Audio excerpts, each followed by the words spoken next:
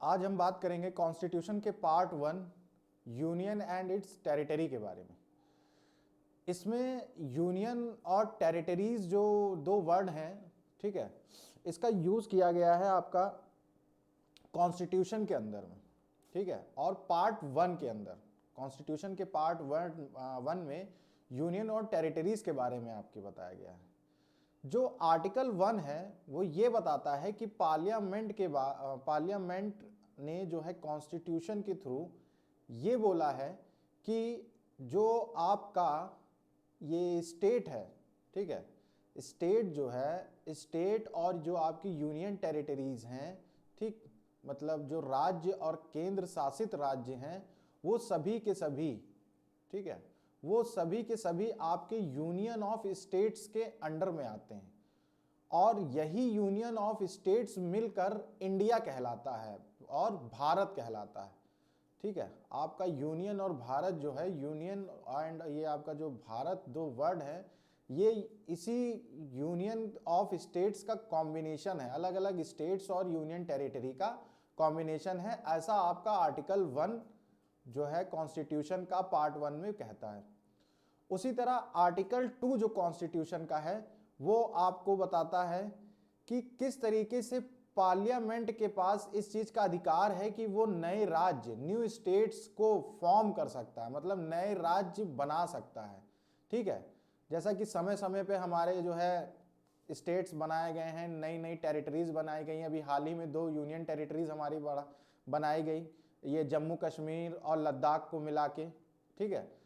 तो इसी तरीके से समय समय पे जो पार्लियामेंट है हमारी, वो अपने आवश्यकता अनुसार या हमारे देश की आवश्यकता, हमारे देश के कंडीशन के हालातों के अनुसार आर्टिकल 2 के अंडर में जो है सांसद को, पार्लियामेंट को यह अधिकार है कि वो नए राज्य का गठन कर सकती है आर्टिकल 2 के अंदर, और वो किसी भी राज्य का नाम बदल सकती है, ठीक है। मान लीजिए कि किसी भी राज्य का जैसे नाम करना है, जैसे मान लीजिए उत्तर प्रदेश का नाम बदल के वो कुछ और, मान लीजिए पूर्वांचल, जैसे भी कुछ दिन पहले बिल में एक बात चली थी कि उत्तर प्रदेश को 2 हिस्सों में बांटा जाएगा, ठीक है, पूर्वांचल के हिस्से को और पश्चिमी उत्तर प्रदेश को 2 अलग अलग हिस्सों में बांट दिया जाएगा।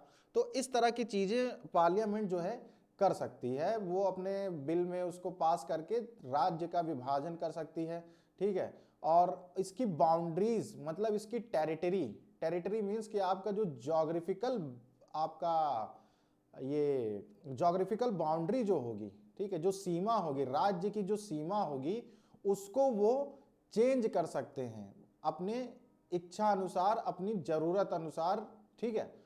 उसी तरह ये किसी भी नए राज्य का नाम बदल सकते हैं और जो है आपका टेरिटरी में चेंज ला सकते हैं, नए राज्य का गठन कर सकते हैं। ये सभी चीजें जो है आर्टिकल 2 में आपके कॉन्स्टिट्यूशन के पार्ट 1 में बताई गई है।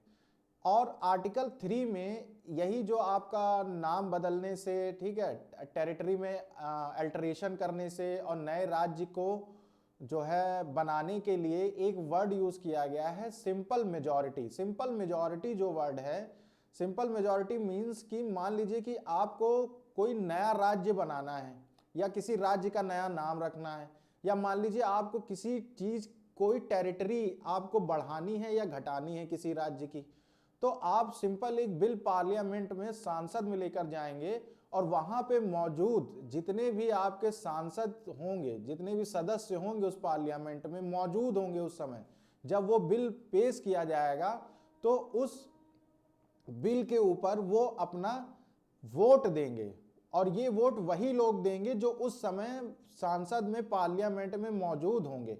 और अगर 2/3 वोट अगर इस बिल के मतलब फेवर में पड़ता है तो ये आपका एक तरीके से पास हो जाएगा, और यही पूरे का पूरा प्रोसीजर आपका सिंपल मेजॉरिटी कहलाता है।